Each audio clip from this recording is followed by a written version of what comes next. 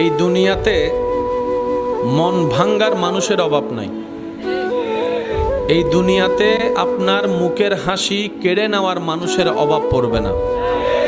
এই দুনিয়াতে যতদিন থাকবেন, বাঁচবেন, চলবেন, আপনাকে অপমান করার মানুষ আপনি রাস্তাঘাটে, পথে ঘাটে, ঘরের বাইরেও খুঁজে পাবেন, ভিতরেও খুঁজে পাবেন।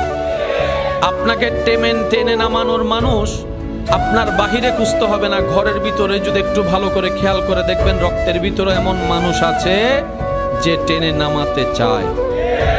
আপনার চোখের পানির মূল্য পৃথিবীর কোনো মানুষের কাছে হয়তো নাও থাকতে পারে। আপনার সুখে থাকাটা অন্যের পেট ব্যথার কারণ হতে পারে।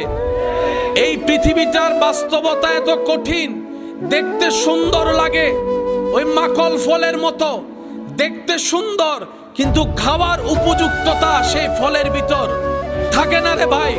সেজন্য আল্লাহ ওয়ালারা, আল্লাহর প্রেমিকরা, বুদ্ধিমান বান্দারা, মুমিন বান্দারা জীবনকে এমন ভাবে অতিবাহিত করেছেন, দুনিয়ার জমিনে এমন ভাবে চলেছেন যেমন পানির উপরে কিস্তি চলে, নৌকা চলে, নৌকাটা পানির উপর থাকে কিন্তু ওই পানিকে নৌকার ভিতর ঢুকতে দেয় না।